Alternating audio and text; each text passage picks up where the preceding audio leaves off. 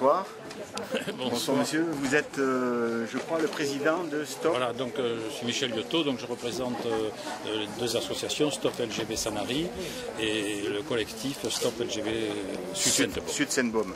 Et ce soir nous sommes à Bandol, au théâtre Jules Verne, et vous organisez une... Donc nous organisons une réunion d'information sur la LGB PACA, parce que si vous voulez, ce projet, les études de ce projet se poursuivent et sans aucune concertation, puisque la concertation est terminée, et donc dans la plus totale opacité. Oui, là, elle a été terminée, enfin elle a été close par le préfet, monsieur. Alors, le préfet de région, le 22 décembre, donc, a décidé, de mettre fin à la concertation et de poursuivre les études pour qu'une décision soit prise au mois de juin, au mois de juillet, sur un des fuseaux. C'est les concertations, il me semblait en avoir assisté à une au casino de hier. Oui, ça c'est au mois de septembre. Au mois de septembre de l'année dernière. C'était tout à fait le milieu de la concertation, puisque la concertation a commencé au mois de juin-juillet de l'année dernière. Hein. Et à cause des problèmes que ça a provoqué par rapport à la contestation, justement. Oui, c'est-à-dire que la contestation, c'est pas tellement la contestation, hein, c'est que l'ensemble des élus entre Marseille et Toulon se sont dit opposés à tous les fuseaux qui ont été présentés par RFF. Quand je dis l'ensemble des élus, ce sont tous les maires et les 3 députés. Donc à partir de là, il n'y avait plus aucune raison de se concerter sur le bien fondé de tel ou tel tous les maires, fuseau. il me semble quand même quelques-uns étaient pour. Monsieur Falco de Toulon, il est pour. J'ai dit entre Marseille et Toulon. D'accord. Pas Toulon. Entre Marseille et Toulon, mais ce qui veut dire quand même le maire d'Ollioules, le maire de Sanary, le maire de Bossé, de Bandol, de Saint-Cyr, d'Aubagne, jusqu'à Marseille. Et donc à partir de là, il n'y avait plus aucune raison de poursuivre des réunions de concertation, puisque les élus, qui sont les représentants légitimes de la population, ont dit qu'ils refusaient l'ensemble de ces fuseaux. Enfin, tout ça, je vais le dire. D'accord, donc ce soir, c'est une énième réunion. Si vous me filmez... Je vais vous filmer ce soir. Je m'entraîne comme ça. je crois que c'est une énième, c'est-à-dire qu'à partir du moment où il faut savoir que d'une part, il n'y a plus de concertation, donc de réunions organisées par RFF, et en même temps, il faut savoir que RFF est un établissement public, et donc à ce titre est soumis à un devoir de réserve depuis le mois de février jusqu'à la fin du mois de juin à cause des périodes électorales. Donc c'est aussi une raison pour RFF de ne pas organiser ni de réunion d'information, ni même d'informer les élus. C'est un petit peu un stand-by, on va dire. Il n'y a plus d'information. oublier. Donc à partir de là, les bruits courent, beaucoup de gens disent ce projet est dans les oubliettes. Non, en réalité, le projet continue. D'accord. Et les études continuent. Il y a trois autres concertations, des réunions qui sont prévues à Venos, je crois. Donc, à partir du moment où RFF et le préfet n'organisent plus de réunions, nous, associations, nous avons décidé d'organiser des réunions d'information. Donc ce que nous avons fait déjà à 3 reprises à Sanary, au Bossé, à la Cadière d'Azur, ce soir à Bandol, et prochainement à Signes, la semaine prochaine, et à la fin du mois, à Sainte-Anne-des-Venos. Il faut savoir qu'à Sainte-Anne-des-Venos, c'est une réunion plus spécifiquement consacrée aux problèmes géologiques et hydrogéologiques, parce que ce sont des problèmes très importants, en particulier dans le massif du Destel. C'est un véritable château d'eau pour toute la région. Ce sont des massifs karstiques. Bon, je ne vais pas entrer dans les détails, c'est très technique. Et donc, il nous a paru essentiel, parce que justement, cette réunion des Venos est destinée à informer sur les problèmes de géologie. Et j'ai vu une dernière le 7 juin à Toulon. Alors, le mois de juin, c'est le 2 juin, si vous voulez. Le 2 juin. Donc, c'est une manifestation qui actuellement est envisagée, mais qui n'est pas encore arrêtée. Donc, le moment venu, on informera la presse et les médias sur cette manifestation. D'accord. Mais écoutez, je vous remercie. Voilà. Je vais vous laisser vous préparer pour cette réunion. Merci beaucoup. Voilà. Merci. Écoutez, bonsoir à tous et merci d'être présents pour cette réunion d'information sur la LGB PACA. Je remercie donc toutes les personnes, mais aussi les élus locaux ou régionaux qui sont ici ce soir, et plus particulièrement monsieur le maire de Bandol, le docteur Palix, qui a bien voulu mettre à notre disposition cette très belle salle du théâtre Jules Verne, et qui a aussi tenu à être présent pour cette réunion d'information. Donc, pourquoi cette réunion d'information? eh bien, nous allons faire un petit historique de cette ligne à grande vitesse PACA. Donc les études ont commencé il y a une dizaine d'années. Et en 2009, M. Borloo a décidé que la liaison, que cette LGV PACA passerait par les métropoles du Sud, c'est-à-dire Aix, Marseille, Toulon et Nice. La concertation sur cette décision et sur ce tracé a commencé au cours de l'été 2011. Au mois d'octobre, RFF, Réseau Ferré de France, qui est en charge de ce dossier, a présenté 5 fuseaux pour, nous allons parler pour notre secteur plus particulièrement, entre Cuges et Toulon. À ce moment-là, les populations, les habitants se sont révoltés, se sont dressés contre ces fuseaux qu'on leur imposait et sur lesquels on voulait que les populations prennent, et les personnes qui participaient à la concertation prennent une décision définitive ou aident à la décision que prendrait RFF et le préfet, puisque c'est le préfet qui devait prendre la décision. Il se trouve que les associations se sont opposées à cette idée de choisir parmi les fuseaux proposés, et les élus, tous les élus entre Marseille et Aubagne se sont ralliés à cette idée qu'aucun des fuseaux n'était acceptable.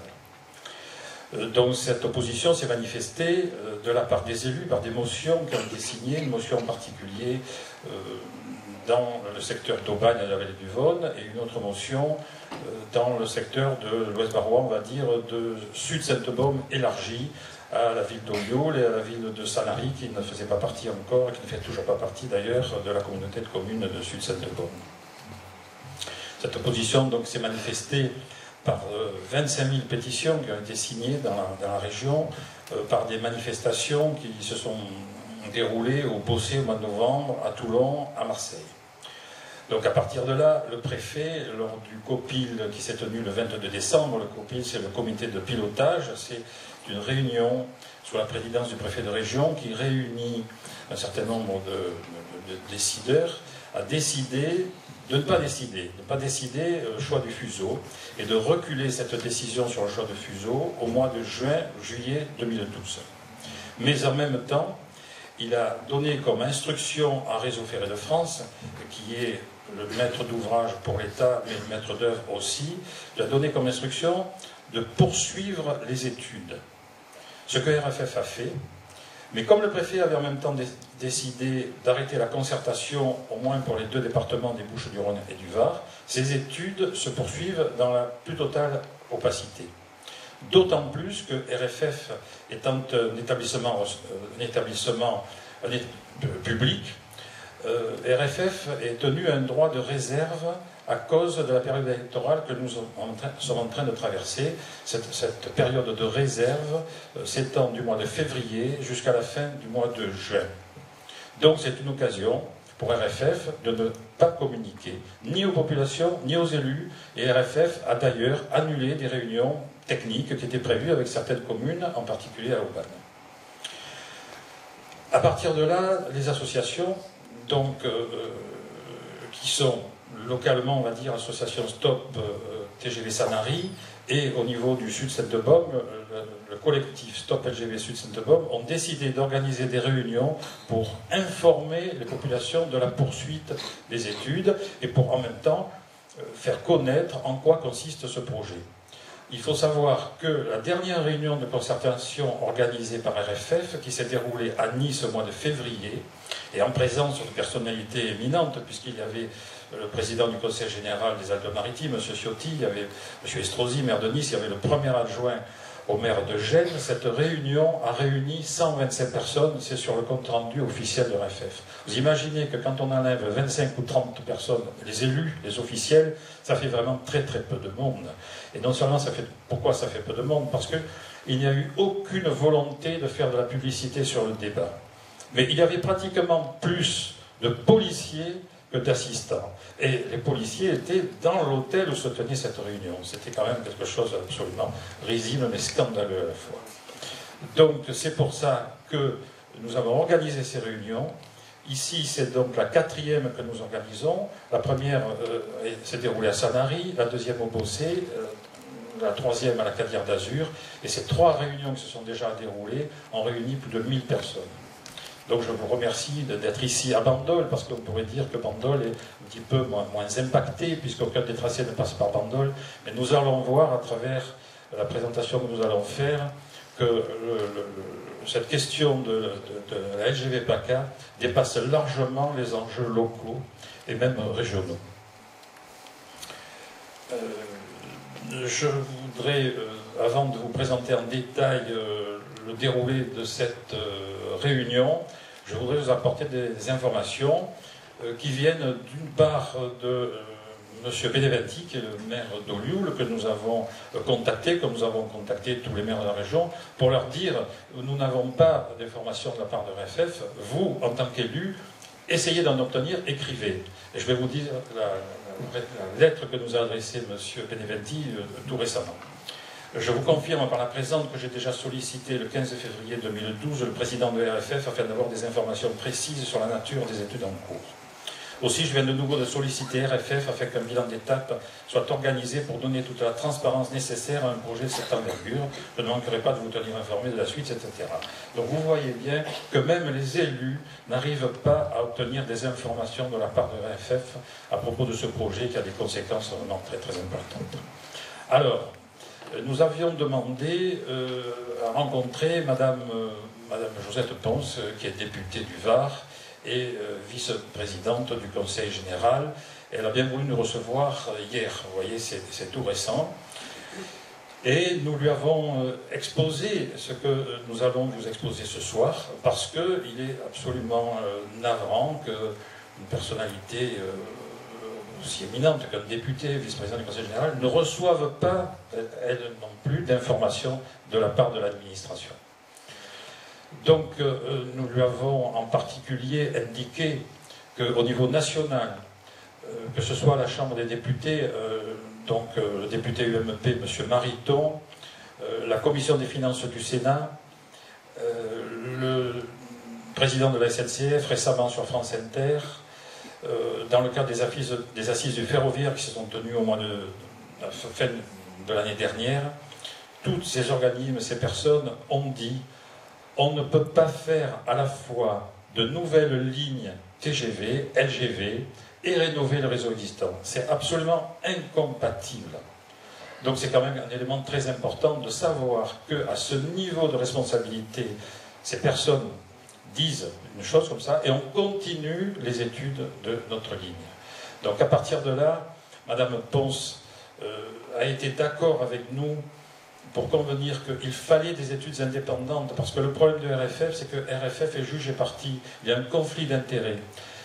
RFF définit les hypothèses de base, définit les besoins, et à partir de là, assure la maîtrise d'ouvrage et la maîtrise d'œuvre. Donc c'est quelque chose qui n'est pas compatible, et chaque fois que des études indépendantes ont été effectuées, en particulier dans le sud-ouest, on s'est rendu compte que les hypothèses de départ du RFF n'étaient pas acceptables. Donc Mme Ponce nous a dit qu'elle était tout à fait d'accord, elle rencontrera le président du Conseil général pour exposer cette nécessité. Mais elle nous a donné un élément très important, elle nous a autorisé à le livrer au public, ce que nous faisons maintenant, c'est-à-dire qu'elle nous a dit qu'elle se refuserait à voter un budget concernant un supplément d'études pour l'LGV ou la réalisation de cette LGV PACA. Je pense qu'il y a là, de la part de cet élu, une décision courageuse et très importante. Voilà, donc je voulais vous faire part de ces informations et vous indiquer maintenant comment va se dérouler donc cette réunion d'information. Nous allons vous présenter, donc c'est Pierre Villemin qui est ingénieur et qui est membre du bureau de l'association de Sanary, qui va présenter un diaporama général sur le projet de la LGV PACA. Nous aurons ensuite Olivier Thomas, qui est inspecteur des finances publiques et vice-président de l'association de Sanary, qui va faire un exposé court sur le financement de ce projet. Et puis j'ai eu l'occasion de rencontrer il y a peu de temps Christian Delot, que les Bandolais connaissent très bien. C'est une personnalité bien connu à Bandol, et il m'a dit, mais vous savez que je suis un spécialiste des problèmes électromagnétiques. Alors écoutez, je lui ai demandé de bien vouloir nous faire un exposé sur cette question qui est très importante, parce qu'il s'agit là d'une question de santé publique, et il va nous apporter donc sa compétence sur ce point. Et enfin, nous avons le plaisir d'accueillir ici, qui donc va exposer à partir de ce qu'il a écrit dans ce livre, donc le journaliste Marc Fressos, qui est un journaliste spécialiste des questions du ferroviaire, qui collabore à des revues techniques des transports, qui a écrit 3 livres, donc un sur le tunnel sous la Manche, un sur la SNCF et un tout récemment, Faillite à grande vitesse, 30 ans de TGV en France, mais il collabore aussi à des revues grand public, comme la Lettre d'expansion, où il est intervenu dans l'émission C'est dans l'air. Donc, je